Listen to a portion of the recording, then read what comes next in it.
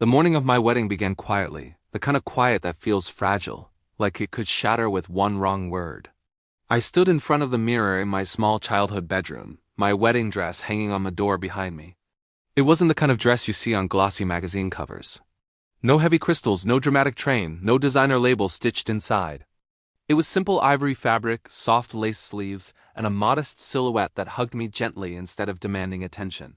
I absolutely loved it. My mother had helped me choose it months ago at a tiny boutique run by an elderly woman who treated every bride like family.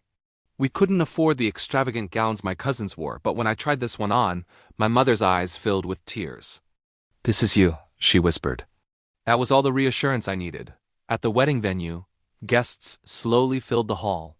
The room buzzed with conversation, laughter, and the clinking of glasses. I waited behind the doors with my father, my heart just racing.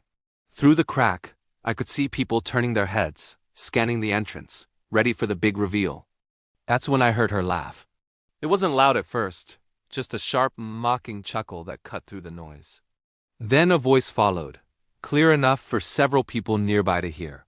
"That's it," she said. "That's the dress she chose?" It was my cousin Nadia.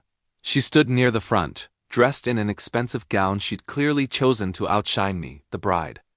Her lips curled into a smirk as she leaned toward her friends. I thought she'd at least try. It looked so plain. A few people laughed awkwardly. Others shifted uncomfortably. My chest tightened, and my hands started to shake. For a brief moment doubt crept in. Was it too simple? Too boring? Did everyone think I looked cheap? My father squeezed my hand gently. He didn't say anything, but his grip was steady, grounding me. The music started. The doors opened. I stepped forward. As I walked down the aisle, something unexpected happened. The laughter stopped. Conversations faded into silence.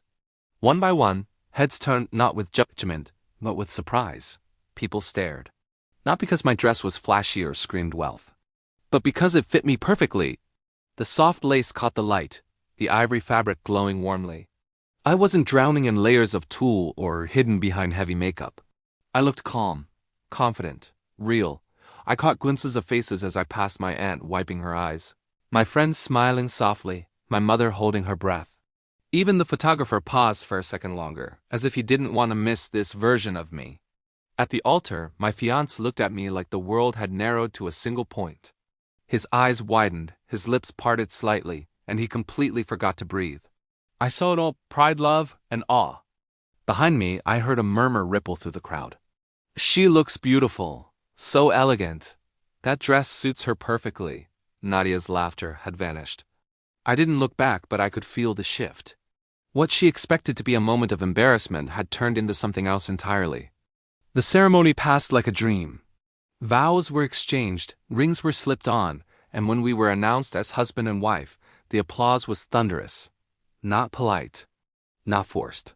Genuine. At the reception, I finally saw Nadia again. She stood near the dessert table, unusually quiet, her earlier confidence gone. When our eyes met, she hesitated, then walked toward me. "I didn't think," she started, trailing off. I didn't expect the dress to look like that." I smiled calmly. "Like what?" She swallowed. "Like you." That was all she said before walking away. Later that evening, my husband and I shared our first dance. As we moved slowly across the floor, surrounded by the people who mattered, I realized something important. The dress hadn't changed how people saw me. It had revealed who I already was. I didn't need sparkle to shine. I didn't need excess to be enough. I didn't need approval from someone who measured worth by price tags. When the night ended, I thought back to that laugh from the beginning of the day. It no longer hurt. It felt small, insignificant, swallowed by something bigger. She laughed at my wedding dress. Then everyone stared, and in that silence I stood taller than I ever had before.